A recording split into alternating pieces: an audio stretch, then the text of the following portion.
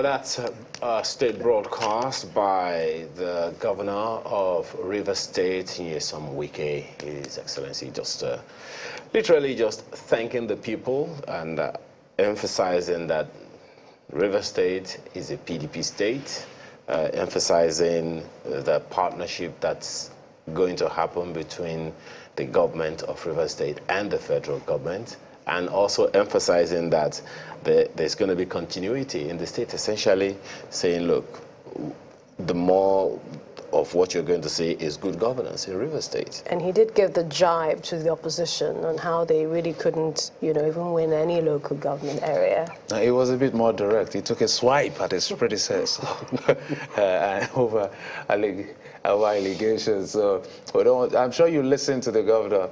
It's been an ongoing, and this is what I've discovered as a trend in two states that I'm very familiar with, Rivers and Akwa Ibom State. So, for instance, Dr. Peter Odili started off, and then there were issues between the governor and Amechi.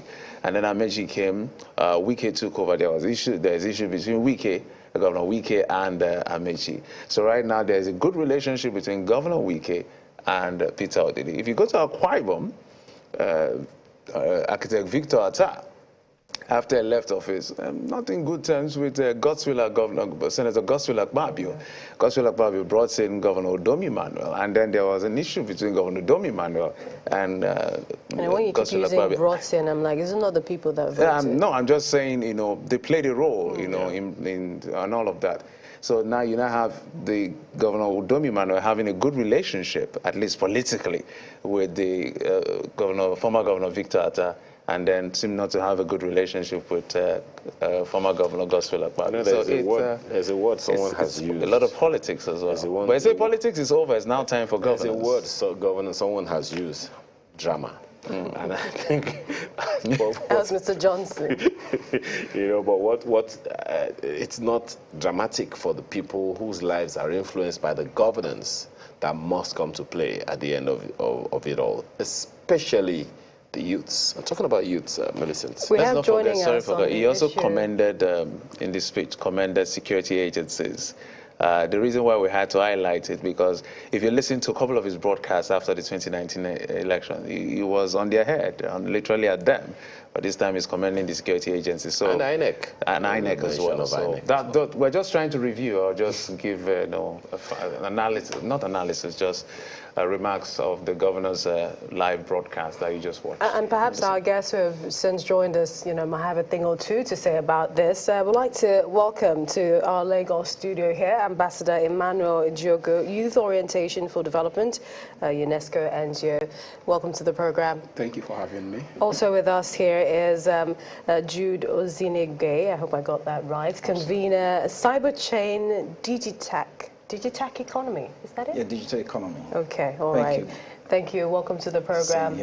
And we'll soon be joined by some of our other guests as well, joining us. Already in Abuja, Njoku Emmanuel joins us. He is Director of Governance of Code. Thanks for joining us, Emmanuel.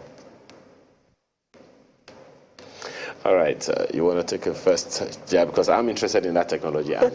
It's what we started with, and that is the turf of young people, and that shouldn't be remonstrated.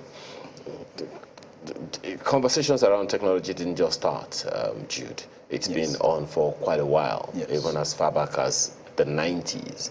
But there are those who are born into technology these days, those who call digital immigrants. Do you think there is a fair understanding, a consensus between the digital immigrants and digital natives? Please don't tell me that the confluence they have now is because there is digital in both titles. Yeah, okay. Good afternoon, Nigeria and Lagos. Thank you for having me. From what you just asked, we have the digital natives and the digital immigrants. Both parties are quite close because they are existing in the digital era, and they are very interested in anything that has to do with the digital transformation. And that's why we saw a surge in this election of many young people, because they had the trust that technology will deliver. So they are not different like you just wanted me to portray and balance, because they came into existence in the digital era.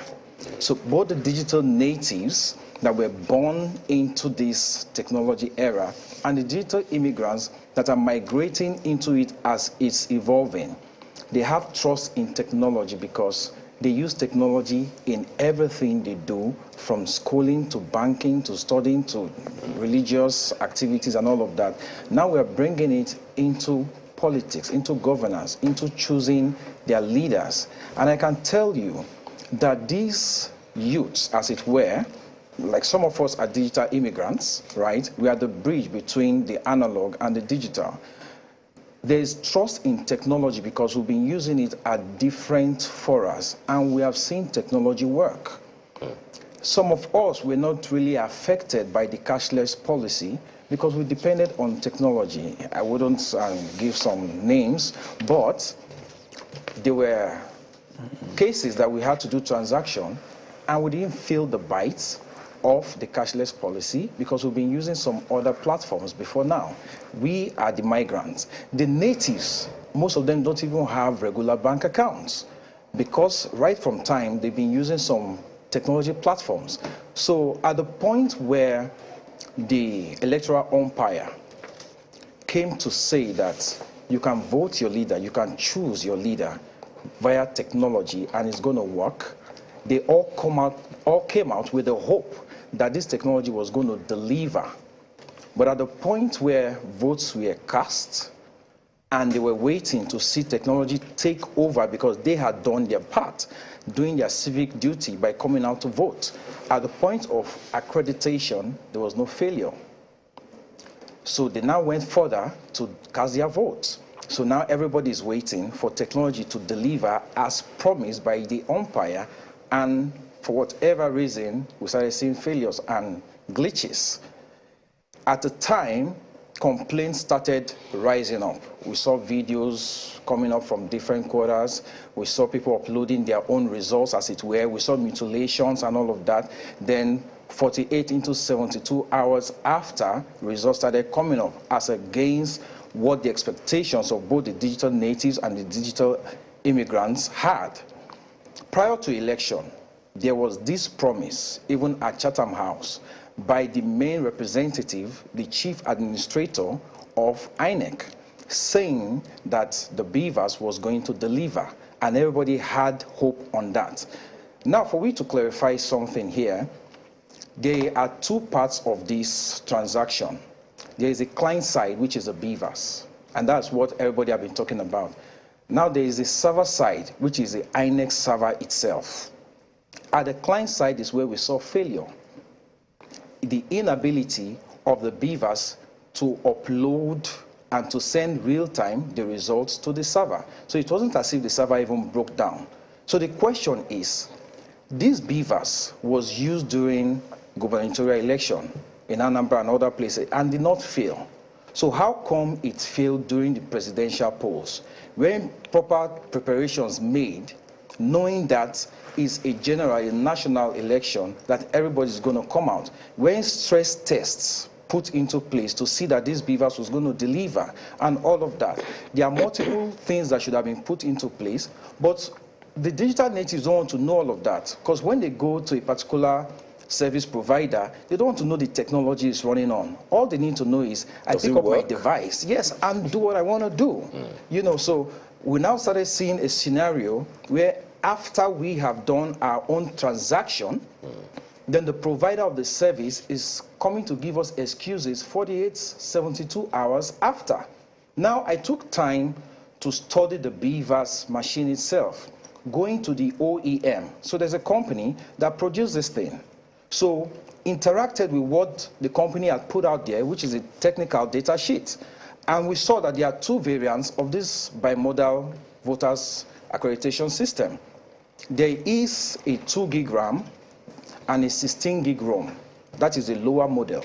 Now we don't even know which one INEC used, but I made my case with a lower version. There's a 4 gig RAM, 32 gig ROM. Now let's leave that aside.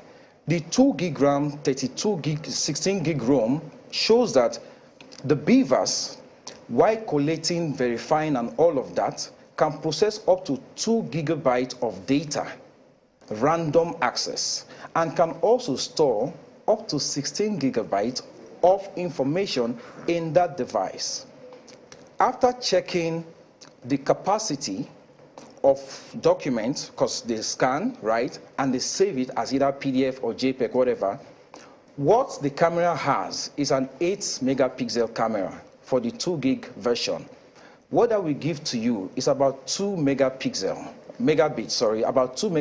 of data. If you do the permutation, you will see that that device, for all about 1,500 voters, are the maximum in a polling unit. So if we use that multiplied by 2, we're getting about 3,000 megabits, which is about 3 MB. Now, the device itself can take up to 4 times. Did you say 3,000 megabytes or do you mean 3,000 kilobytes or 3,000 MB, 3,000 kilobytes, sorry, 3,000 kilobytes. So if you divide by 1,000, that brings it to 3 MB. So we can even give it an excess and make it 4 MB. If you now divide that by 16, you see that the BIVAS itself as a singular unit can take up to 3.5 times of the population per polling unit. In other words, that BIVAS can store 4 times election. We use it for only presidential. In other words, we can use it for both presidential and gubernatorial without needing to reset it, going by the default storage on the device. Now, we mentioned in my tweet the OEM, because now this is a national issue, so we can bring it to fore. The OEM can be queried. If the device failed, there's a service level agreement. Perhaps this was not communicated to INEC. INEC should be able to query the OEM and tell us how come this device wasn't able to store all this data, how come it was not able to upload, what went wrong in between, so that there will be trusts in the future, because elections are recurrent. It's not a one-off thing. So after 2023, in the next 4 years, elections are going to come up again. And there are a number of elections in between. Exactly. But while, of course, we started with this conversation we're having right now, by the way, but, this angle that, talking to the original equipment manufacturers is actually a very good one. The fellows who came in the morning said, look, this device isn't so out of this world, because he even pointed at Millicent's tab and saying it's no different, but maybe yours doesn't have a finger scanner or anything. Yeah, let me ask you, Ambassador Jogo. He has spoken to the angle that the young people are taking this, and it is not an angle that should be taken lightly.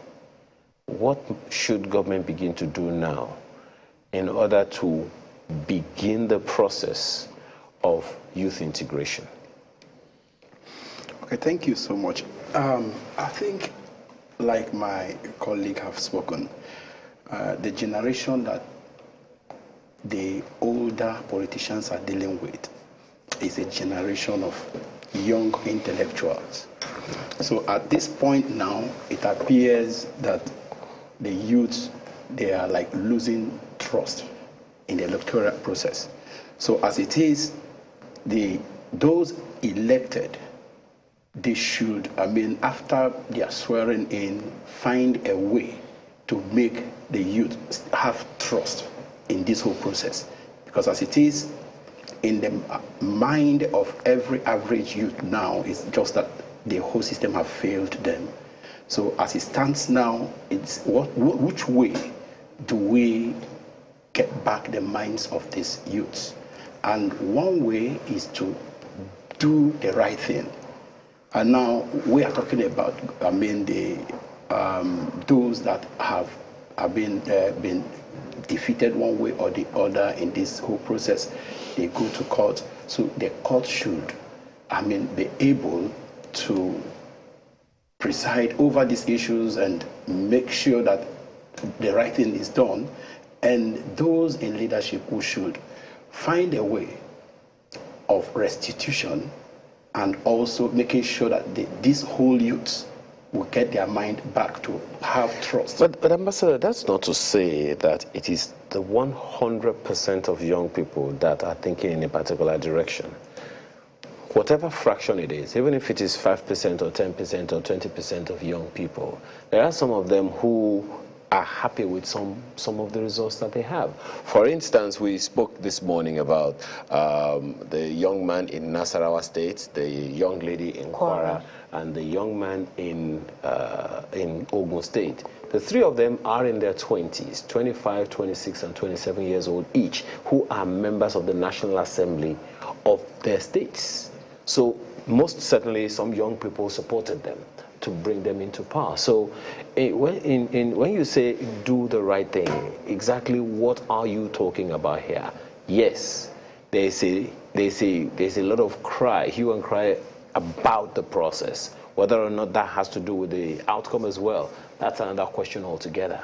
When you say do the right thing, exactly what are you talking about, or what do you think needs to be done urgently so that confidence can be reinstilled in the polity? Okay, doing the right thing is to say that areas that will fail, in this whole process, there should be, we should put everything right. Like you mentioned, those young people in the National Assembly, the State Assembly. In all of this, the technology worked. But the presidential election was the issue. That is where we have the issue. Some of these National Assembly, State House of Assembly, the technology did not fail. So doing the right thing, if we did well in the National Assembly and the State Assembly, why did we get it wrong in the presidential? Essentially to investigate the process, yes, and ensure. So that is just it. Okay, let's ask a friend in Abuja, in our Abuja studio, who is also, about this whole matter. He's Director of Governance in charge of, Director of Governance of Code. So, Mr. Njoku, this conversation is interesting, and I'm pretty sure that it's something that you are happy about as well. Accountability is perhaps the number one thing here. It's the thing that many people are concerned with. Bringing young people together is the important thing now for many Nigerians. Otherwise, we will lose the same young people in the process of governance. What needs to be done urgently? Thank you very much. You said we will lose them, or we're already losing them in the process of the governance. Coming from what happened in this election and the perception of young people around this election, and from what we saw in the governorship election, how a lot of young people didn't particularly participate in these elections in some regions of the country. And we've had these conversations around voter turnout in this governorship election, how we assume that the turnout was pretty low, even though the numbers are not saying so. If you look at the numbers of the elections from the states, from the results, voter turnout based on the results across most of the states across the country, it does not actually reflect that there was a lower voter turnout when compared to the presidential election. Because if you look around the regions, like states like Delta State, I think Delta State recorded about 50,000 more voters at the polls. If you go to Southeast, let's take Ebonyi State, for instance. I think Ebonyi State recorded about 20 or 25,000 more voters in the polls. If you go to a place like Kano, Kano recorded close to almost 200,000 more people that voted in this election. The only place we probably saw from the results that we've seen so far where is a bit of low voter turnout compared to the last election is the Lagos elections, where we've seen about 150 to 200,000 less number of people that voted in this election. If you go to Bauchi State, the voter turnout seemed like it was higher. If you go to, let's say, go to North Central, like in Plateau State, Yeah, it's about the same. The voter turnout, when you look at the results at the presidential and this election, is about the same. So for the young people and participating in this governance, I mean, most of them are disappointed, and rightly so, because this is the first election that we've seen this level of high interest and young people participating. We saw that at the number of people that turned out to register to vote. We saw that at the tension that was put across all the INEC permanent voter cards collection centers across the country, where young people turned out to pick up their PVCs. And why young people are disappointed, I like to always bring in this narrative when we look at the elections critically, especially the first election on February 25th, especially the National Assembly election. If you look at the numbers, clearly, this is just to encourage young people to kind of, give them hope that they caused a lot of upset in that election. In that 25th February election, there were 9 sitting governors who ran for the office who ran for Senate in that election. And typically, in the Nigerian setting, these sitting governors are usually powerful people. So running for Senate for them is usually a walk in the park, more like they stroll into the Senate. But in that election, out of the 9 sitting governors that ran for election, only 2 of them so far won their bid to go to the Senate. And that would be the Ebonyi State Governor, Dave Umahi, and I think Niger State Governor, Sani Bello. The remaining 7 of them failed in that election. If you compare that to the election in 2019, there were 6 sitting governors that ran for Senate in that election. Out of that 6, 5 of them won. Only 1 person failed, I think Ajimobi. So you can see the difference. Now, when you put it together, the number of sitting governors and the number of sitting governors and former governors all together who ran for election in this in the February 20 election were 28 of them, and these typically are powerful people. Out of these 28 of them, I tell you, only 10 of them so far won the election. 18 of them failed in this election. We were bothered before the election, but when we saw the numbers of sitting governors and former governors that are running for election, we were saying that this election, the Senate will soon really become what they say it is, a retirement home for governors. But that didn't happen because Nigerians actually did their part and voted. And the votes based on the force that the IRF brought to bear. So the challenge in this election, like a lot has been said about this election, but when I look at the election and look at the challenges that happened in the election, comparing the first election of February 25th to this second election of March 18th, I conclude, in my opinion, that the election was more like a representation of the Nigerian society.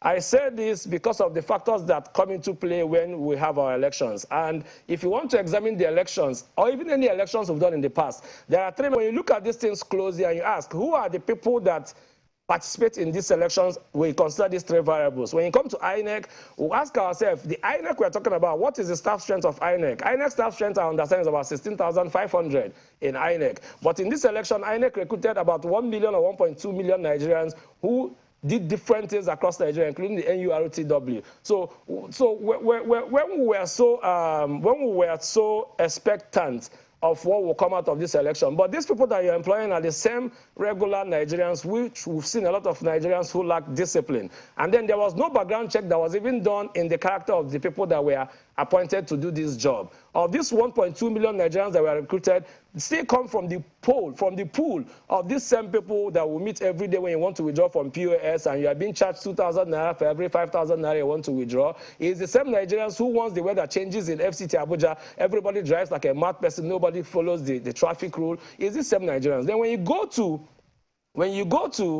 the law enforcement agencies, and that is where the disappointment of young people even comes from the most. And young people have had a lot of challenges as regards the integrity of law enforcement agencies, which was what gave birth to the EndSARS protests of October 2020. Now, these same law enforcement agencies will put them led by the Nigerian police to man these elections. We've seen the outcome of this. But then again, these same law enforcement agencies are the same regular Nigerians we see every day. The same police officers, I don't know if you've been to any police barracks lately, the same police officers that live in these barracks that are mostly slum areas. So when an opportunity like this comes and they are deployed to an election, because of how the political actors play, most of this security law enforcement agencies go to the field with the intention of to exploit the opportunity and what they can gain and earn out of the opportunity, not necessarily to protect the citizens, not necessarily to ensure law and order. I'm an election observer of over 15 years experience, and I tell you that anytime I go to any polling unit in past elections, I was not in the field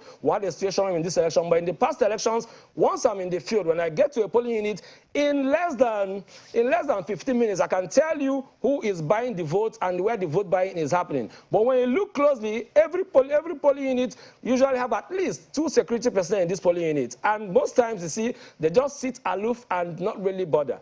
Why? Probably because of what I said earlier. What would they make out of this process? We saw a video that from Bauchi where a politician was in a polling unit with two police officers carrying guns, and the law says that arms are not allowed within the polling unit. So these police officers were not just seen to be carrying guns, but they were seen to be carrying guns while they were conducting vote buying in a polling unit. And what is more disturbing about this whole thing is the failure of every institution, to be able to effect sanctions when people go wrong. So you expect young people to believe in the process. How will they exactly believe in the process when people were caught on cameras as we speak? We've not heard of arrests of people that made threats. We've not heard of arrests of police officers that involved in vote buying. We've not had arrests of police officers or security personnel that were involved in cutting away ballot boxes across the country. How do you really get Nigerian people to trust? But then yeah, sorry to cut in. We've just recently been joined by our guest virtually, just to introduce him, Mr. Chris Ani. He's the CEO of Digital Abundance, TechPoint inspired speaker. I mean, Mr. Emmanuel Njoko was speaking about, his experience having observed elections from, 15 years. I think he mentioned that. And this is also to you, Mr. Emmanuel. The AFCC might need your forensic expertise sometimes, so look forward to that. But this question is to you, Mr. Ani, since you've joined us. What's your reading of young people and their showing in the just concluded elections? Thank you. Good afternoon. First of all, we all know the system has actually failed the same way it has been failing young people since I became 18. This is not the first time things like these are happening. But 2023 election seemed a lot different because a lot of people got this assurance from INEC that technology will play its role. But you see, as somebody who plays in the technology space, I keep saying it and I've been saying it for years. Technology won't fix human behavior. It only will reveal more. After all, it's humans making technology. Okay, IREV, BIVAS, yeah, we may say that a little was reduced. Some of the crimes were reduced. But you see, wicked or politicians who don't have the interest of the people at heart will always find a way to do something wrong. You see, the entire thing has to first start with the entire system. I see the man who just finished speaking said something about the entire Nigerians. I did not see the same people, the 1.2 million people INEC recruited, the police force, different set of people. See, this is the first time I tried trusting. The problem here is not what just happened in the elections alone. The problem isn't whether there was rigging or there was vote buying or INEC announced this winner or they did not announce this winner. The problem here was sequel to the elections. There were a series of trusts. Young people have given up long time ago on voting. After all, you could hear statements like, our votes don't count. They know we'll win. But you came with 350-something billion naira budget. The federal government released it to you, and you assured us, because we even trust technology more than we trust our government, as it should be. And we decided, okay, this time we will go. We've gotten the assurance, and again, we've had some new faces to the game that came to like, no, this is something we want to hear, and I believe it is time for equality, justice, and full representation. And we had some folks, and we had some parties, and we had some individuals come to the game and they had a youth-inspired movement that, boom, everybody became awakened. But the danger of something like this is this. After this entire process, and people wasted their time, went straight to, I remember when I came back to get my voters card, I was outside the country. I had to come back because of elections again. I said, no, let me go back to be part of this. I had to come back and queue to collect my voters card again. And we still had to do everything. There was increased number of people who were interested in this election. We should be asking ourselves at the end of the day, how do we say that we have 90-something million PVCs, and at the end of the day, the major presidential election didn't record up to even 30 million voters turnout, or voters at the end of the day? Something is fundamentally wrong. Technology will not fix human behavior. A well-organized system of law and order in the society is what we need to fix first. See, let me tell you, I don't care how INEC wants to recruit 5 million people for this election. If the system that does not punish election rigging, vote buying, if the system cannot be obeyed, we will keep going around in circles. We had trust. In my polling unit, I finished voting. We had to keep singing, upload it, upload it, upload it, upload it. Is that the problem of the 1.2 million INEC people? If the enforcement was there, that anyone who buys vote goes to jail, anyone who threatens goes to jail, any system that is against this electoral thing goes to jail, I think we'll sit up. It's no longer about technology.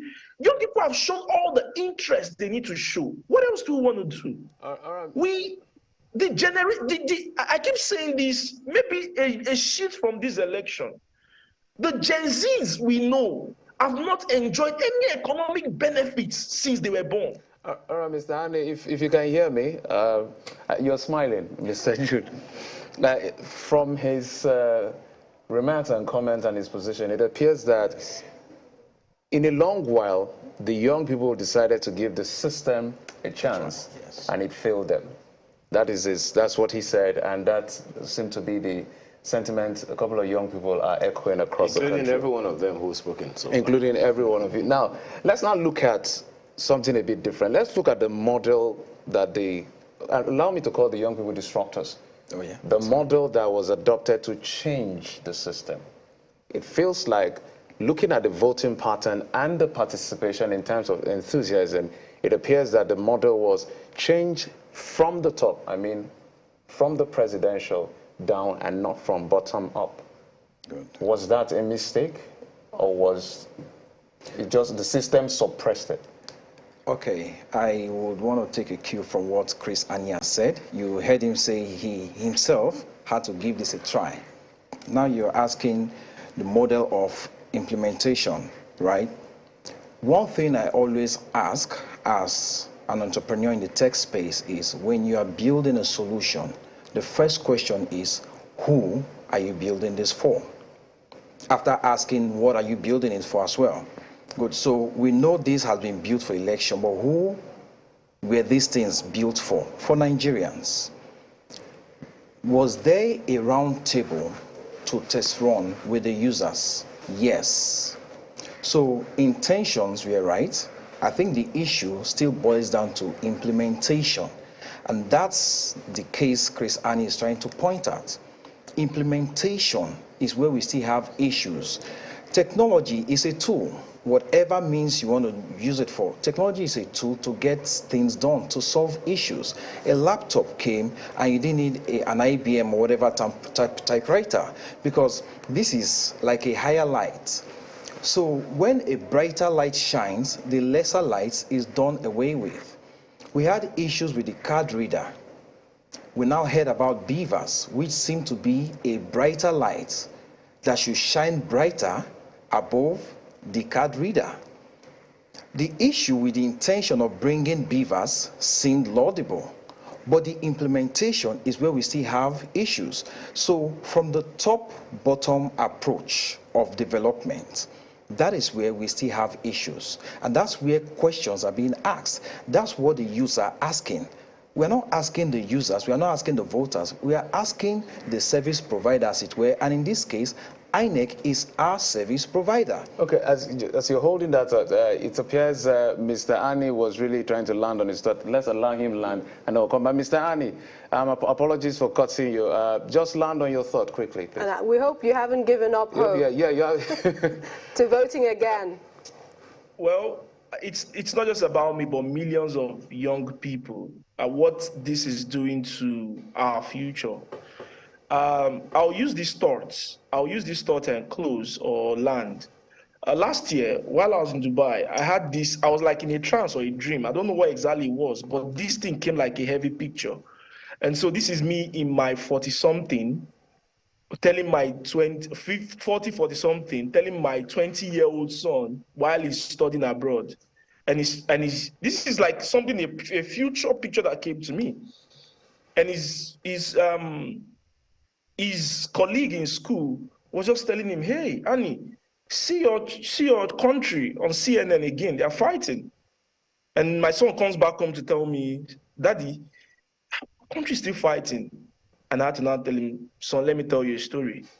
During our time, we did the same thing. We tried to fight. We did protests.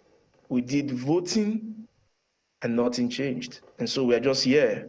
And the only thing we can do is just give ourselves personal, better life. What has happened in this election? This is where we are going to as a country.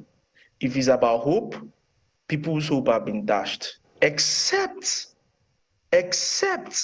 change finally comes this 2023. If it doesn't, a precedent has been set. So tomorrow, if you bring 35 robots to become INEC chairman, 65 artificial intelligence that will be used for election, 600 and something, even if it is Bill Gates that will conduct the election himself, the fact that the one time hope was supposed to be seen, people were supposed to like, finally our efforts can pay. As long as that system that oppresses voters, that promotes ethnic bigotry, that promotes tribalism, that promotes that your votes won't count. Imagine after all those technology thing, it was so disappointing that in my senatorial zone, that after everything we're talking about BIVAS, technology, our INEC people still have to bring paper and read out. Is that what we paid 3-something billion naira for? Every taxpayer's money should be refunded. It's like Jude was saying, implementation at the end of the day. So if this is where we will still be, then even if it's another deity that will come and conduct the election, hope has been dashed up. If these things are going to change, maybe hope will be restored. Okay. But if not, we'll just give up and see how the country there will be no giving up, Chris. There will be no giving up. And his trance won't come There to will pass. be no giving up. I assure you of that. Gentlemen and lady, I can also tell you that there are some, you said digital immigrants. There are some who came just before the digital immigrants came that are also disenchanted. I can tell you that for free. I can tell you that. You know, but so it is more of a foundational problem that has not been addressed. But the future is young.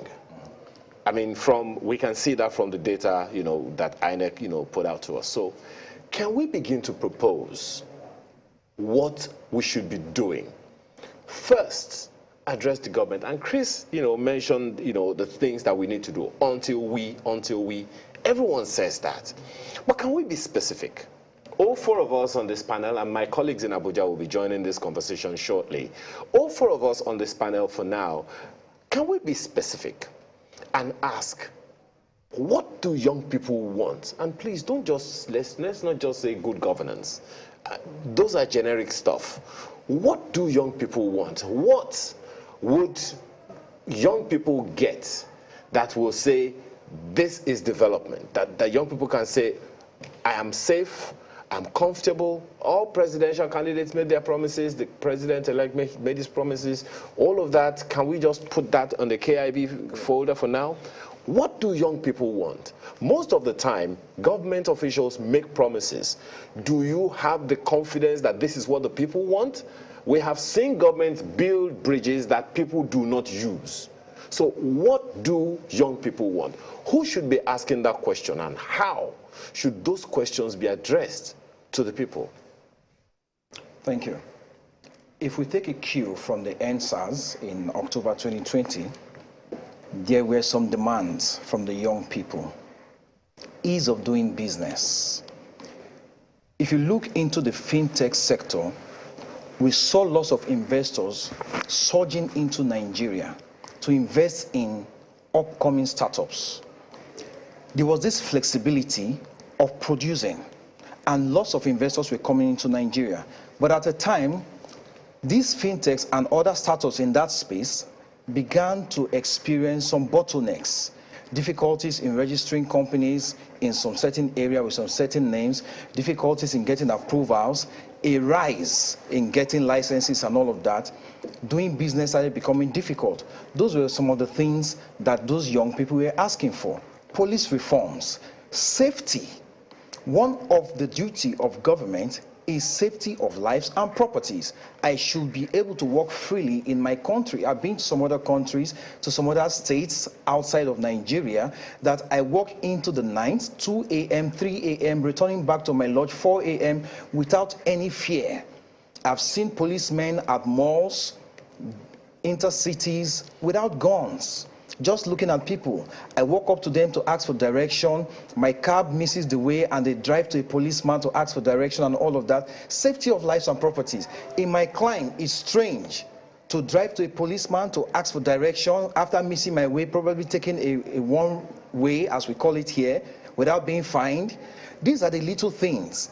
Ease of doing business, ease of going about.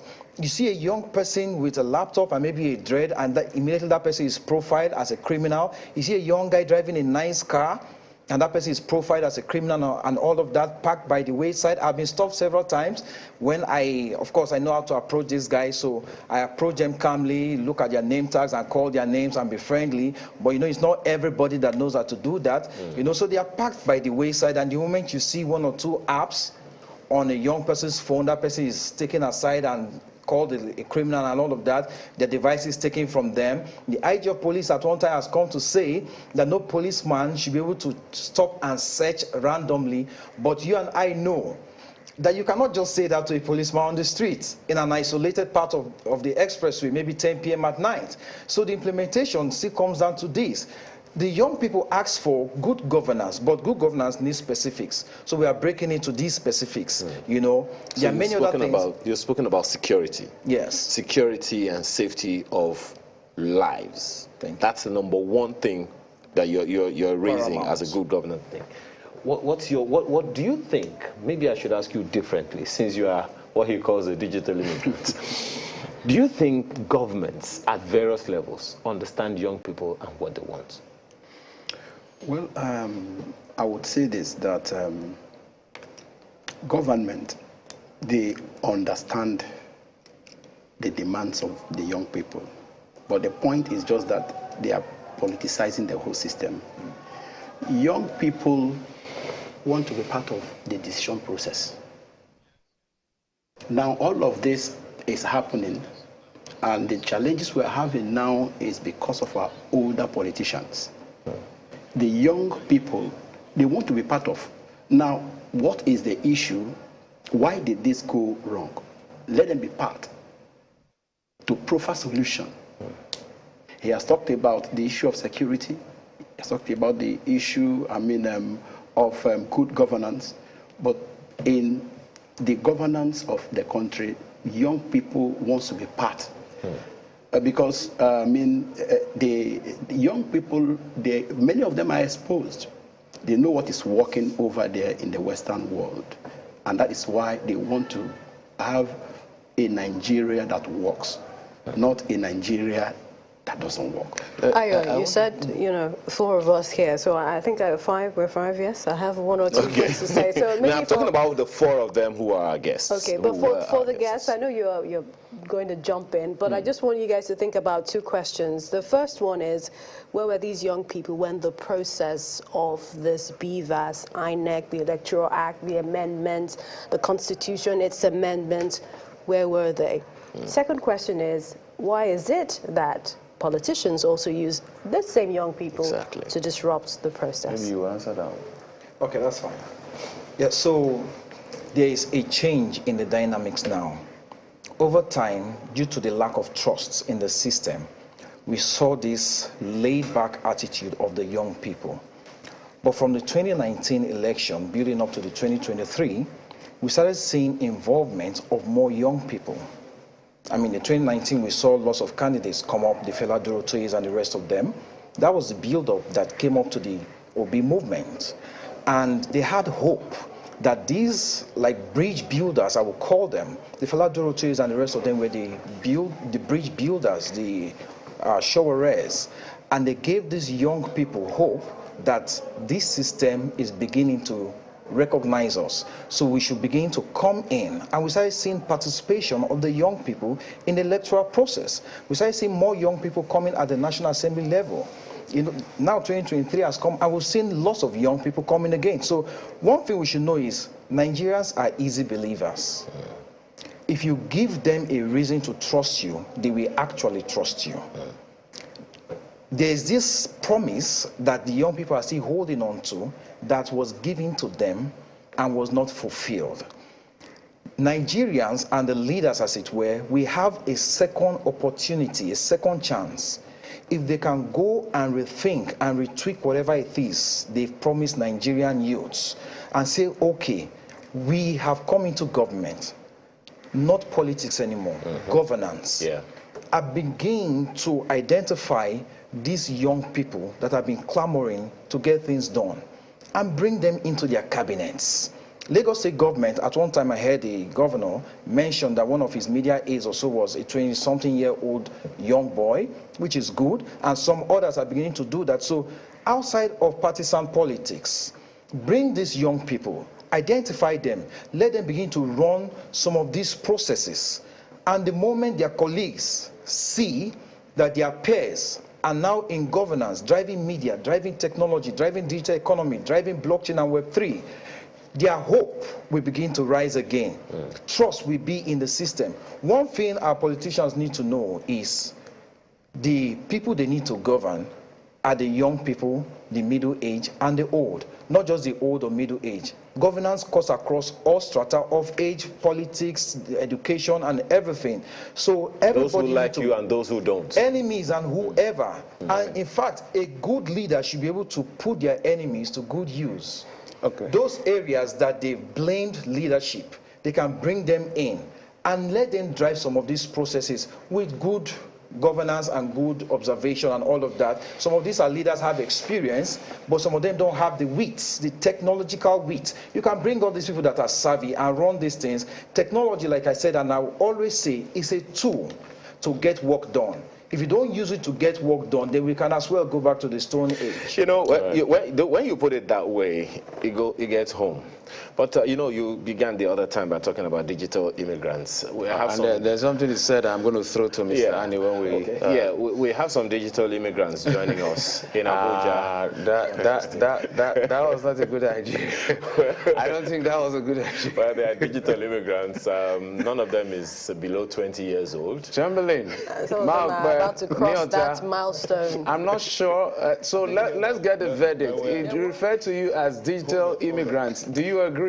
I know Nyota is coming for me, so go ahead. Yes, I'm coming for you, Ayo.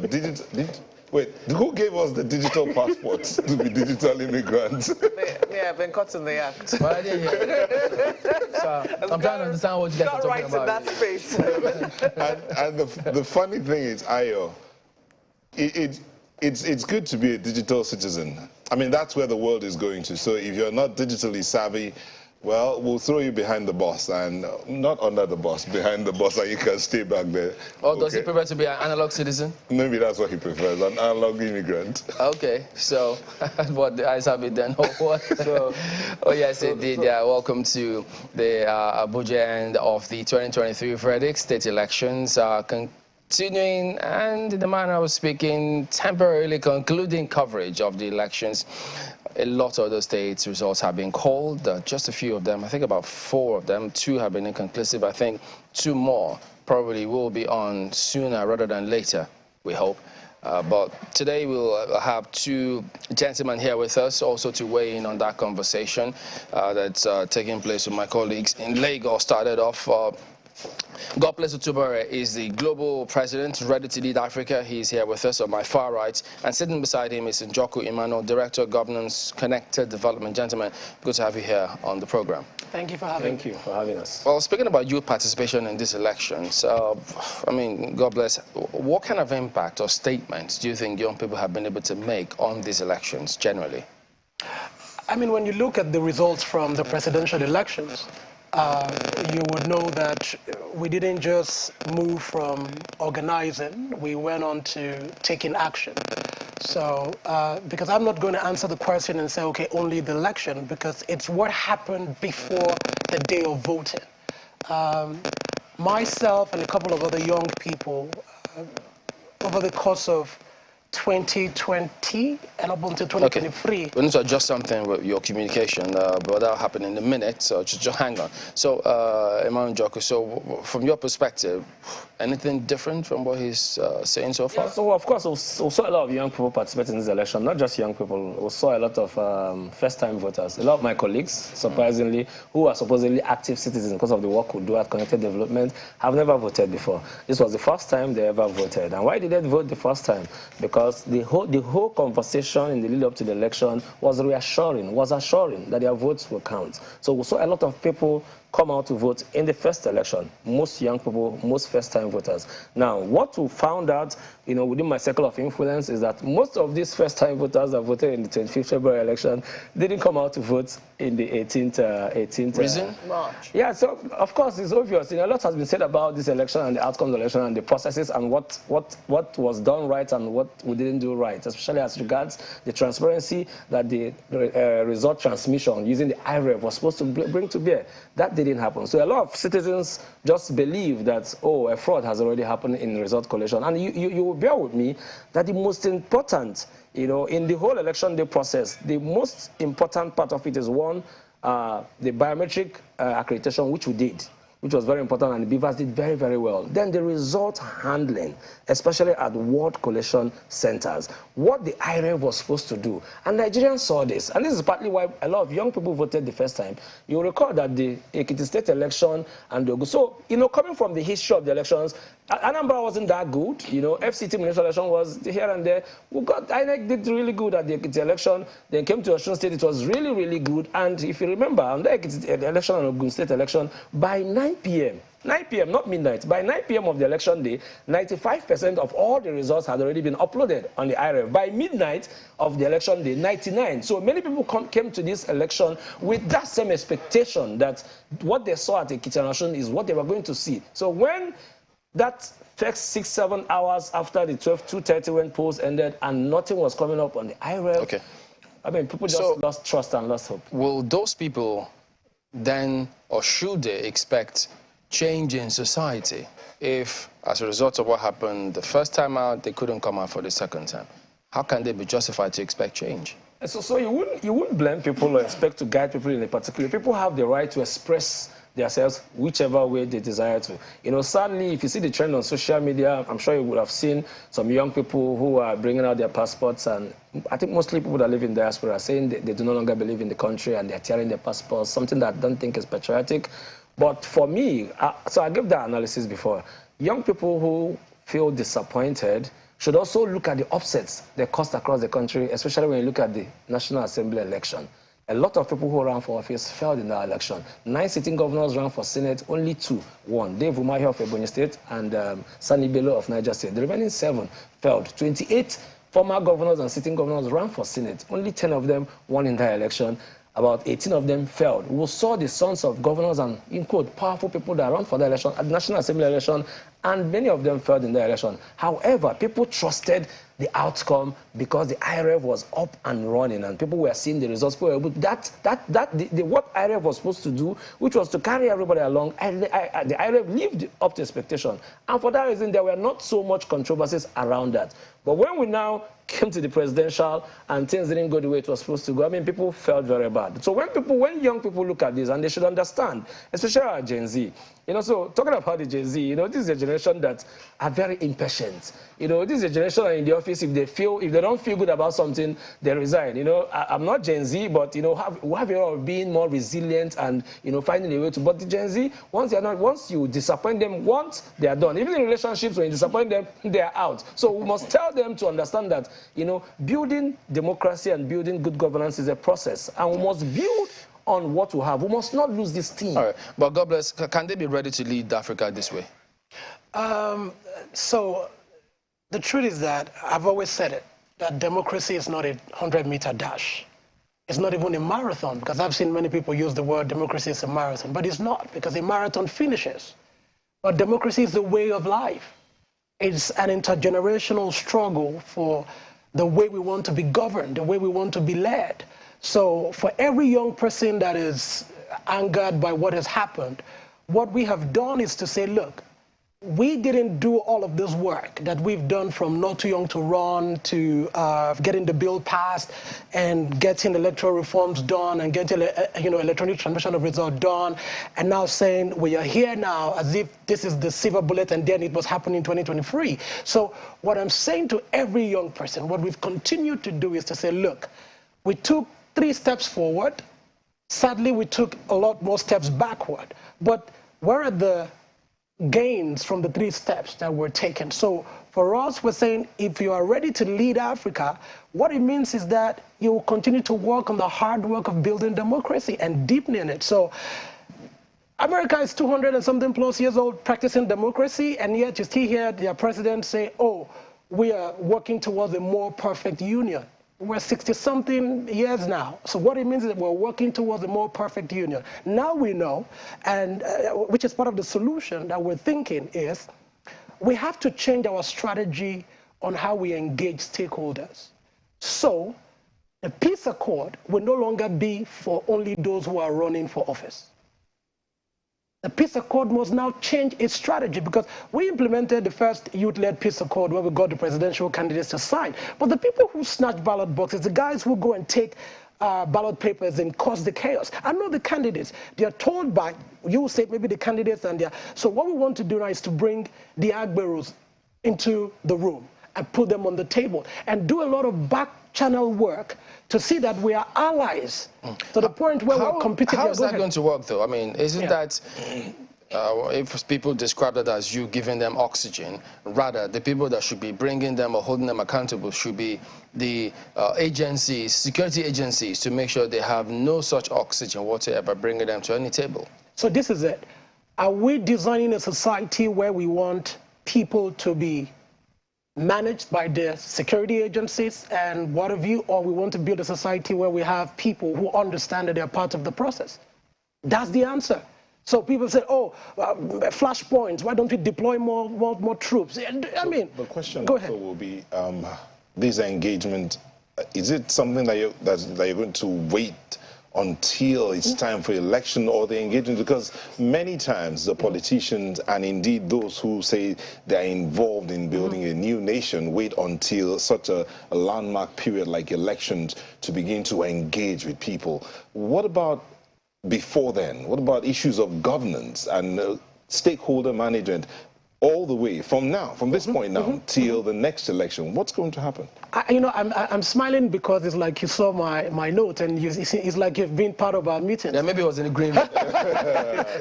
Because we're not waiting. We're not waiting for 2027 to come. What we are doing, look, so when we got the Not Too Young to Run bill passed, the minute that bill was signed in 2018, I remember Yaga, Samson, myself, Farouk, we all came to Abuja and said, look, we've got to get electoral reforms done before the next election. So we started working on electoral reforms from 2019. So by 2019, we had a blueprint of when we want electoral reforms passed and signed. COVID slowed us, but we didn't stop because we already had a plan. So what we're doing with the conversation about bringing the thugs and everybody, into the rather to the table is that we're now investing from now to say, okay, we know where the issues are. We need to now start building allyship.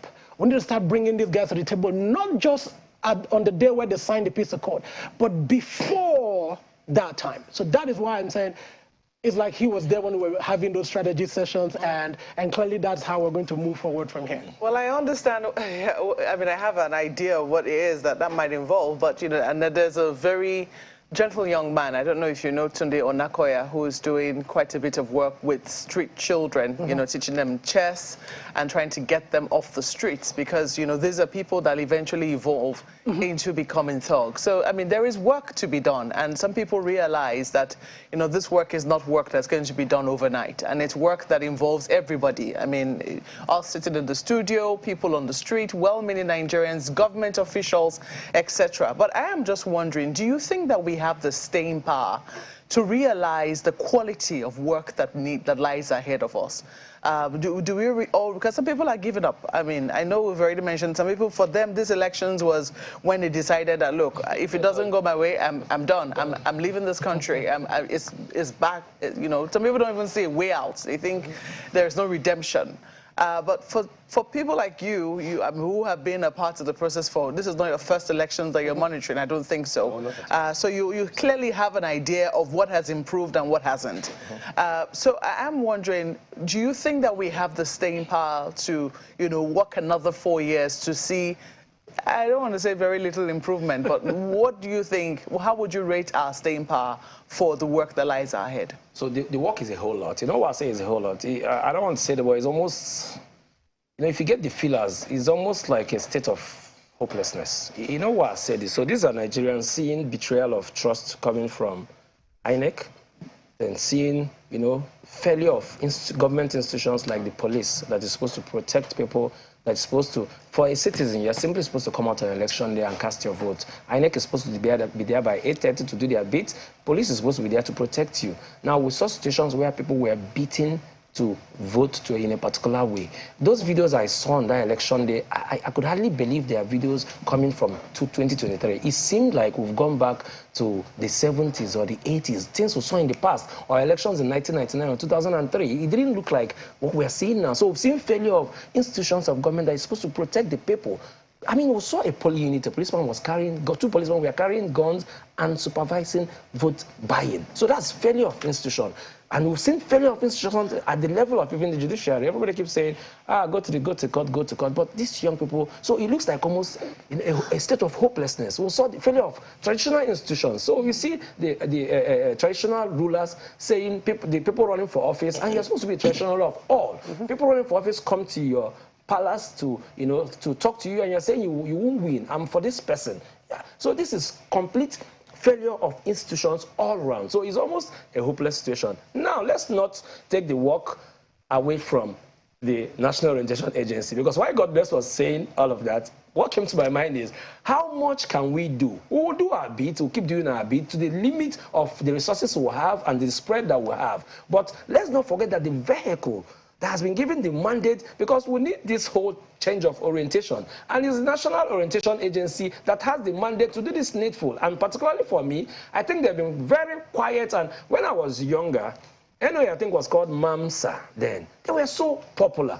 What has gone wrong? We did an election, you could hardly see anyway posters or banners or TV jingles on TVs. So NOA is the only institution that has spread in all the local government offices, in all the local. So I think we should call them out and get them to do their job, which they are not doing. So when young people express this level of disappointment or losing trust, you won't blame them. The system looks like, and when you look at how much that we committed in the lead up to this election, and all the effort that was made, you ask yourself, okay, so where do we go from here? So What next? Don't you think that people were getting that desperate because the system itself was undergoing a cleanup? So for instance, you know that the only way that people will vote is through the BIVAS, for instance, and that as long as it's got on the BIVAS, you know, the numbers cannot be inflated beyond what is on the BIVAS. You know, no matter what it is you want to do with ballot papers, it has to correspond with what is on the BIVAS, otherwise that is cancelled. So don't you think it's also because the process too is undergoing a cleanup? That's why people are resorting to desperate measures, you know, flogging people, you know, profiling people, buying votes, as the case might be. Isn't it all a part of the, I mean, as some people say, if you fight corruption, corruption will fight back. Isn't this corruption fighting back? So that's why I talk about elections and looking at it from the point of 3 factors that influence election day outcomes: the role of INEC, the role of security agencies, and the role of political parties. So what we've seen is a lot of inconsistencies on both sides. So you see, we had an election in Ekiti, like I always talk about it, and it went really well. We came to the presidential election. Oh, INEC didn't do well as regards deployment, late deployment. We saw how elections happened. Then we come to the governorship election. It looks like INEC is doing well. Then if you go back to the last election, the 25th February election, you see that the security personnel, law enforcement look like they did very well. Then you come back to this one, it looks like they didn't do well. So there's a lot of inconsistencies in our election activities. Well, I don't know. Right. Let me bring in Chris Annie. He joins us virtually. He's the CEO, Digital Abundance Tech Point Inspired Speakers. Chris, they did talk about what should people do next. So from your perspective, yes, haven't seen how things panned out for this general elections. What would you like to see in terms of improvement on the technology that was brought in for these elections, and from who? Okay, so while I listened to all the guests at the point, I even heard about engaging the Agboros and all. As a leadership expert, everything rises and boils down on leadership. There's a reason we are saying that we wanted a change of leadership. I don't care the strategy. I'm repeating this again. I don't care the strategy you're trying to use to engage people. In every society, we have the miscreants, the good, the bad, the ugly. That's how society is. It's like a jungle too. Every system will cohabit. The system is, how do you manage this? You, the citizen, won't be the one to manage it. You are not. You're not the one that will manage the INEC staff. No. It starts with the leadership at the top. We are trying to fix bottom-top leadership approach. It doesn't work that way. If Bill Gates did not find Microsoft, or this person did not found this company, there will be no so production line of vision. You will not wake up one day and produce a Pentium computer or an Apple computer on your own because you need it. It starts from one leader. It's the problem with, we've looked at nations that worked, Singapore. We've looked at nations that worked. You can even look at UAE. It starts with one leader, one person. If there was enough instruction that was not permitted by the leadership, I dare you, no security officer would try the shit they tried in this election. If there was enough instruction and there was consequences for electoral fraud and malpractice, nobody will do this. By the time you know that when you go to jail, when you will go to jail because you did this, you will sit up. But when you know that you can steal the money for election, you can provide fraudulent votes, you can provide fraudulent results, and you will just be tried, and maybe your fine is 5. I said I learned, I'm not so sure, that one of this thing, penalty for electoral fraud or fine, is 500,000 naira. Who will not commit electoral fraud with that? You can engage all the Agboros if you want on your part. The question is, who is paying them? Who will give them the thing to say, please, this is how we're going to do? Okay, by the time we engage all the Agboros in quotes, you also engage the social media influencers they pay to bring out propaganda against people on Twitter. No, we are trying to fix the society from level approach. Gen Zs are not patient. Young people are not patient. And we're saying, see, you can't slap me on my face and I'm looking at you. I will react. We're saying from the top, if there was, this is how this will go. This is strict. When the government said there will be coffee in the state, it was obeyed. If the same thing is being said during the election, that anyone who does this, police sit up everywhere, there will be law and order. So I go back to the answer to that first question. What do young people want? We don't want appointments. Those things are trash.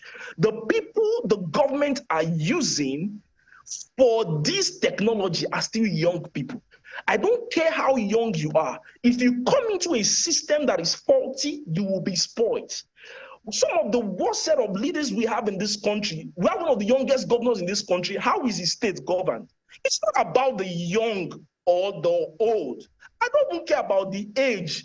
I am saying, let's fix the leadership system, the value system, the laws. What do young people want? A compassionate leader that will say, this is the way things ought to be done, and will enforce that thing to be done. So that even if we go back to Stone Age style of voting, it means that even if it's stone, even if it is without a computer we used to vote, it means that when 100 people come here, there will be at least 70–80% in accuracy in election delivery and results. What we have now is not election. What we have now is high-level criminal system running the entire thing. How will you produce sane individuals, sane citizens out of all this process? It's like we're not seeing the consequences of this thing. It's not about waiting for 2027. We're saying if these things are not done now. I'm listening. Well, I certainly can feel your passion from here. It's coming out from the conversation you're having, even though you're in cyberspace.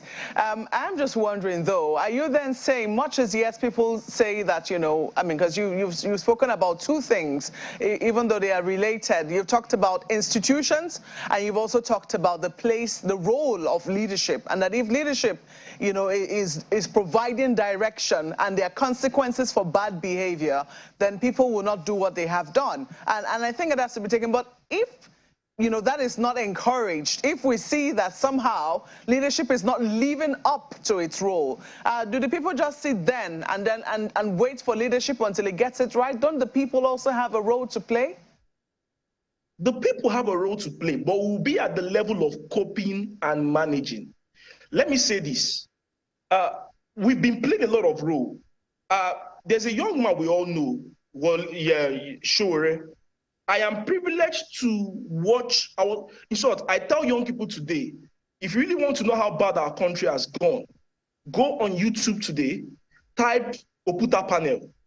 You will bleed. You will cry for this country. How old was I then? During the Oputa panel days. I wasn't a voter. I was just seeing my own late father talk about the whole thing. And we come on TV station and we watch Oputa panel live in the night, in the afternoon, and we see things going. I want to ask a simple question. The showerers, the activists, everyone that has done everything from those days. You know, sometimes I come out to my house and I'm like, this same thing is still playing physically today, getting away with crimes that happened in the military era. It's happening in civilian democracy era. And we are saying, what will people do? That's why people are saying this is their last hope. Because if you still fix the thing, what will happen is this. You will keep managing the process. And it goes back to the first thing I said. When I get to 50 years, I will now be telling my 20-year-old son, just like Showore that day, just like this, my two brothers in the studio, we too, we did strategy. We engaged it out. We engaged this. We did that. We did that. And my son will be in France or US while he's schooling saying, Daddy, why has it not changed? I said, because we too, we did all these things. There's something like saying this is the last option. Isn't that the point? Just a moment. Isn't that the point that God bless was making earlier? The fact that democracy is a way of life. In these countries that you have also mentioned, France and even the United, well, you haven't mentioned the United States. These countries are still struggling for their democracy. They are still fighting for their rights. The same people who will elect the leaders are the same people who will march on the streets in protest, you know, asking for and demanding for certain things when those things don't go right. So Is it perfect anywhere? Isn't what the people demand and work for that they get at the end of the day? If you follow my analysis, I didn't ask for 100% perfection. I didn't ask for, in the US today, in Singapore, in different areas, you won't go and kill or fight a citizen and go scot-free. That's what we're saying. We will keep, that's the same thing we're saying. I do hope. Of course, human beings can't live without hope. Maybe it will happen in the next 20 years. Maybe it will happen in the next 30 years. Maybe in the next 50 years. But I'm only saying, let's be realistic. With the all engagements that have been done from the military era till today, I can tell you boldly that these things are not, they've not changed. If in 2023, we have to discuss electoral fraud to this extent, then it's as if there is no improvement really happening. Let me tell you something. I don't care what was my own senator, who was my own senatorial zone. He has been on Twitter wailing since. He's been retired. Fine. If these things continue like this, or this person has been upset, this governor didn't go back and all those things, fine. But remember that at the end of the day, when leadership wants to corrupt the whole thing from the top, you will not, those of you in the other side will only try to manage to escape a little, and will keep on that survival thing. Human beings are meant to survive. Nigerians, we know how to adapt. That's been said for us for many years. We've seen wars, we've seen riots, we've seen protests. Are we not back? We're still living life. But that scar, that thing, will continue and continue to linger. We're not asking for perfection. If things can be fixed, what about dreaming about something that is just changed all of a sudden after all those sufferings we've been through? I was mentioning something earlier on. The Gen Zs you're seeing have not enjoyed any economic benefit. Let me pause you for a moment. All right. Let me pause you for a moment, because it does appear that the conversation we seem to be having is either we're looking at the glass either quarter full or quarter empty, or 3/4 empty, as the case might be. Let me take this to Lagos now, to our guest, Mr. Jude Ozinegbe, who is the convener of Cyber Chain Digital Economy. And I know that a lot has been said about the power of technology, the role of technology in our elections. But some people think that, you know, we can change technology all we like. We can do all we want to do in terms of technology. If the people's mindset are not changing about what leadership should be about what their roles should be in terms of in an electoral process, change the technology all you want, you know, the results, the outcomes are still going to be quite disappointing.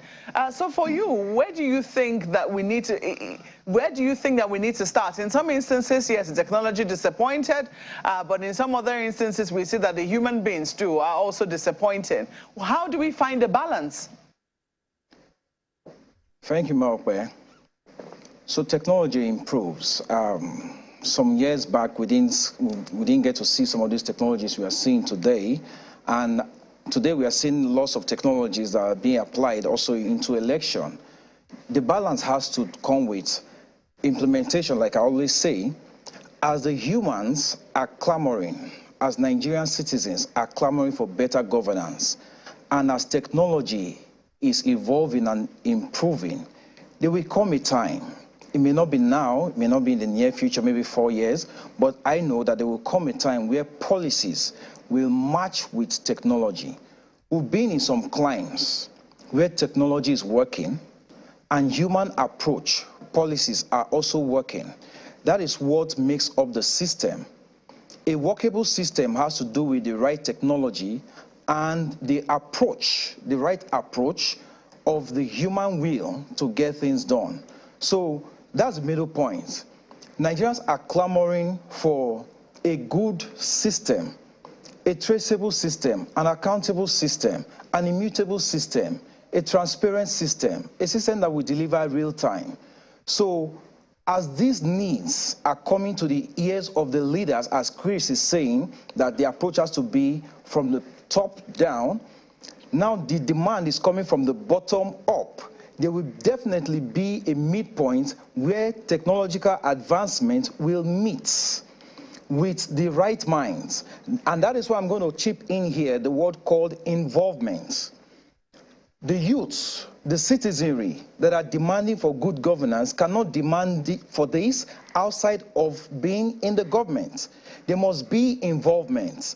And we are glad that we are seeing young Nigerians coming into governance. So everybody has to be a player.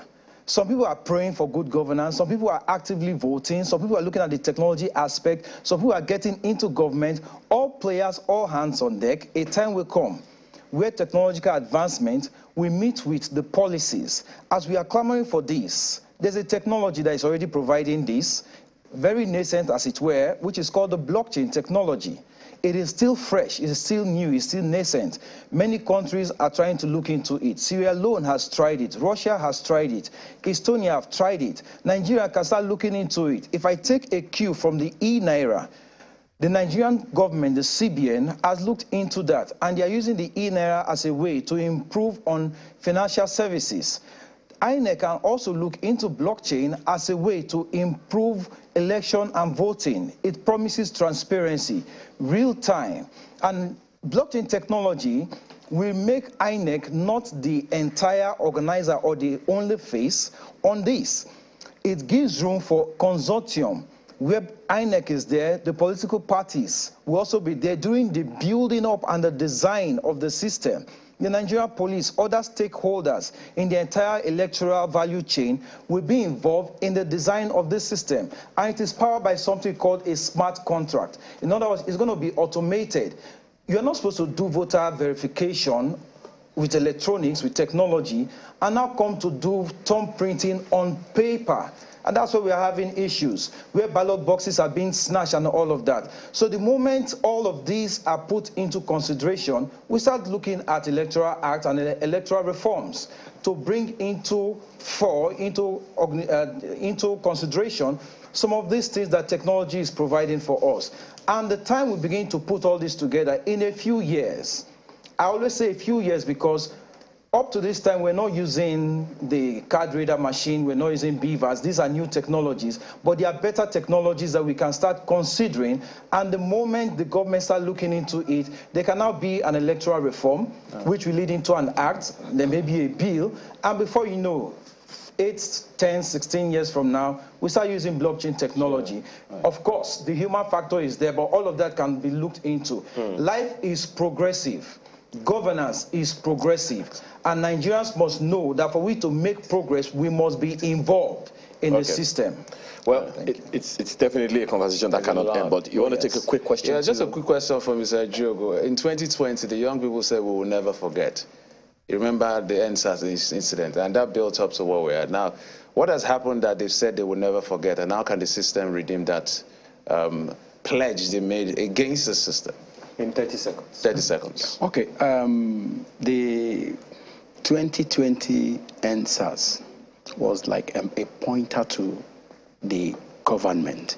And I think for the way the election have gone now, the young people, I mean, they have learned from the experiences of the NSAS.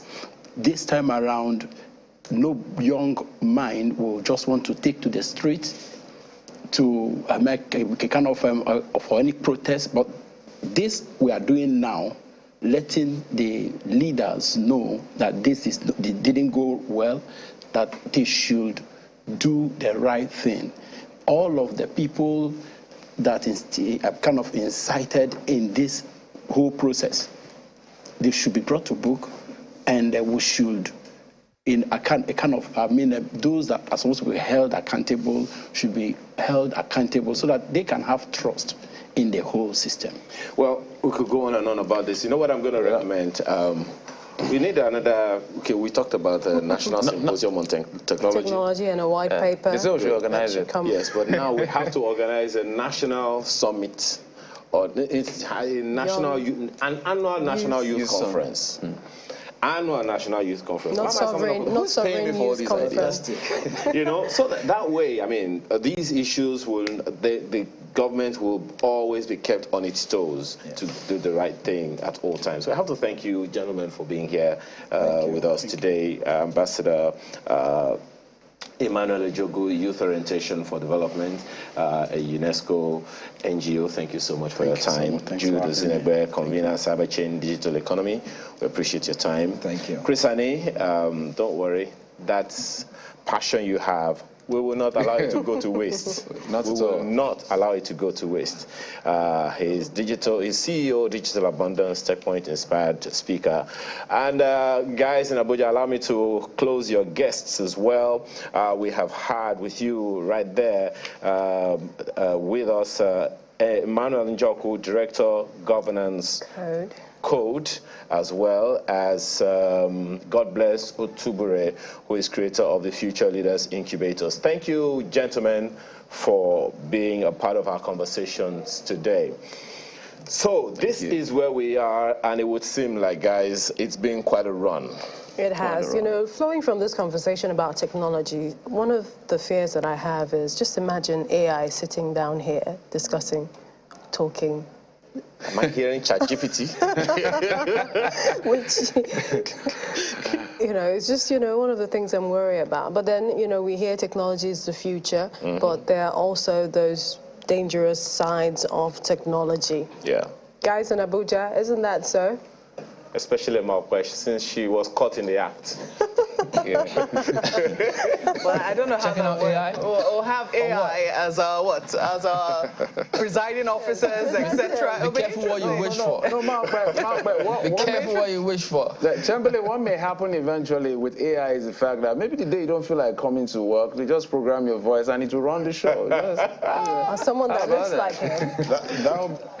That'll be really interesting, especially when it comes to the elections, because we're talking about numbers here, not just people. 1 vote, 2 votes, 3 votes. So just put it all in there, and the AI will now give you the numbers, and then we don't have to worry about vote buying, so to speak.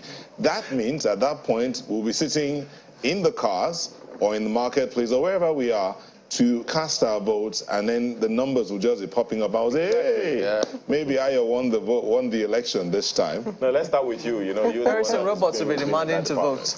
I will tell that to the thugs. But another part of this, it'll be interesting. Yeah.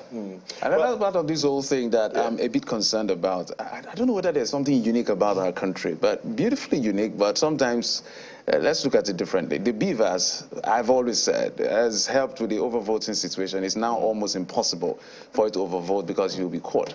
So now the elements that are trying to take us back have now resulted to issues of violence because of the indemnity of INEC, the Electoral Act. It's like you guys want to really jump into the future. Can we stay in the present for a bit? No, that is what is going on right now. That is what is going on. Now, where is his signs? Let's talk about the human beings who've been a part of this whole process, right?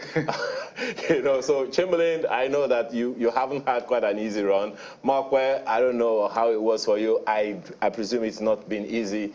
Really, I don't really care whether you use Neota to the heavens. But how's it been for you guys? I mean, this whole process.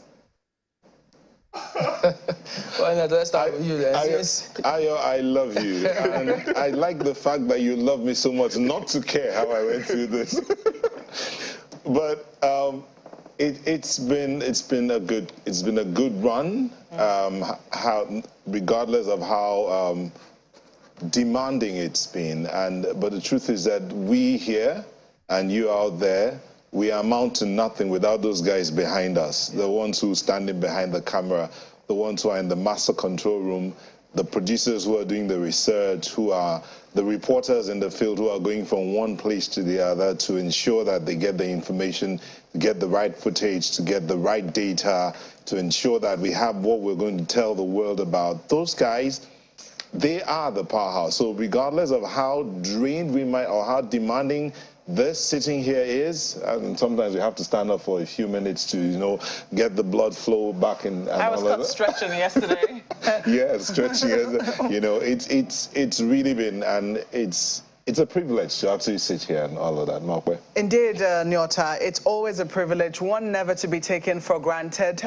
Mentally tasking, I must tell you, mentally challenging, because you're not just sitting here as some, you know, you're not analyzing the events. You're not AI. No, I'm not AI. I'm not analyzing the events in some faraway country. This is something that directly also affects me, affects my children, affects, you know, the generality of the society that I live in and the Nigeria that I aspire for. for, I aspire towards. So it is challenging indeed, and I think that it's time, I hope we don't shy away from it, that we're able to have deep conversations drawing from these elections in terms of what we really desire for our country, because there's those kinds of things that eventually reflect in the kind of elections that we have. I'm hoping that we'll be able to fashion out a common identity, not just for our different states, because I also think that identity within states needs to change. It cannot just be based on where you're originally from. It now has to be about what states want their states to be about. I mean, what does Abia State? I think we started this thing, Lagos is center of excellence. Abia State is, I don't know, is it, what is it? God's own state. I mean, Abuja, the Federal Capital Territory, is, supposed to be the state of unity and home for all. I think that it's high time we really begin to fashion out what these things really mean in terms of the identity of those states, and maybe fashion out another identity, a common identity. I think it was late Dora Koyili who forged that, who pushed that identity. Good people, great nation. What does it mean to be good people? How do we build a great nation? These conversations really need to continue. This is because Chamberlain. Well, think about that, Millicent. Hang on a minute. Agency. I think you guys are going too deep. We can have this discussion over, what NOA is supposed to be doing, which we have talked about on the show as well. Let's go ahead, Chamberlain. Well, the thing about that, guys, just as we wrap up in a couple of minutes, I mean, we literally, and this is not a cliche, literally have seen the good, the bad, and the ugly, the very ugly. I mean, here in the studios, in the entire coverage, I mean, when it all started out, we saw lots and lots of people, young people, old, the elderly, voting, waiting under the rain. They literally just wanted things to work. So that they tell us that it's not over. There's a huge silver lining, in spite of all that transpired. Yes, the bad. Several people were disappointed with the process. Not what the commission had promised first time out. Much later, in some other areas, there are some signs that some things can indeed work well, up until several narratives. I mean, look at all the people who, guys, Netta spoke about people behind the scenes, and then the guidance, the management to ensure that things worked out the way they ought to.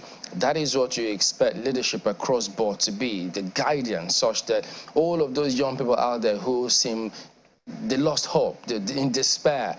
Yes, I mean, you also had several other young people say here, look, it's not a 100-meter dash, it is a marathon. Several countries that you are running to or you plan to run to, they dug deep. So all of those persons who are making comments here, disparaging people, you know what? They're not any better citizen than you are out there. They've got the same right that you have. They've got one head like you have. No one, you shouldn't let anyone talk you down. No, it shouldn't happen. They don't have any more right than you do. So this country belongs to all of us, and we will make of it what we want to be. So, guys, it's been an interesting coverage, I tell you. Off what Chamberlain has said, if someone slaps you, will you turn the other cheek or react? Is that AI you're talking about? No, it's a question for Chamberlain. Okay, while Chamberlain is trying to process that question to answer carefully, I'm not sure what the answer will. For me, it's a very funny statement I'm about to make. For the people that are hell-bent on disturbing and making the system not to work, for the people that are just hell-bent on ensuring that it remains a status quo, for the people that are hell-bent on being resilient on their part to ensure that as you and I may be thinking of making Nigeria better, they are thinking of making Nigeria worse. I think we should be inspired by them for their resilience on insisting that the system has to keep failing to ensure that we get an inspiration from their own resilience to make sure that the system works. So it's resilience against resilience, and eventually good will trump the bad. Can we just ensure that it's just the same one nation that we're all working towards? Chamberlain, your question is still outstanding. receive or turn. When we get to the bridge, we'll cross it. That's my answer. How about that? I can give it and find out what his reaction will be. I also think that we as the media... I'm the closest to you. Well, I said we'll get to the bridge. Wherever the bridge is. We as the media will continue to play that role, safeguarding the processes, you know, as, you know, the transparency of the process, the democratic process, you know, which we are building and growing in. Let's not forget to thank other guys, the guys of the Midnight Watch, Kaido Kikiolu, Victor Matthias, Ladi Akeredoluale, as well as Bukola Samuel Wemimo. And all our producers guests who have been talking to us. We hear you. And directors, everybody in the masters. And the executive management, of course. Yeah. And indeed our guests, consultants who have joined us from far and wide. Yeah, so the thing is, there are other results that will be announced, so we will bring you those results when they come through, and then the other states that have not been called, we will also bring them to you when we get them. So we're not completely slamming the door. Yes, the 2023 Verdict State Election Studios closes this hour. It's been a pleasure allowing us to serve you. You know, Ayo always reminds us, these guys are our servants. They're applying for a job, and that's the way it should be. So we thank you all for watching. We will see you next time. So from all of us, on behalf of the entire management of Channels Television, thank you very much indeed. We'll see you again. I'm Chamberlain. What's up? Thank you. It's been a real pleasure. Maupe Ogun Yusuf. I'm Nel Taigbe. Go out there, be the best you can be, and let Nigeria win. I'm Ayo Makinde. Have a wonderful rest of your life. I'm Millicent Walker. I know I'll see you again. And I'm Jeffrey Uzonga. Be kind.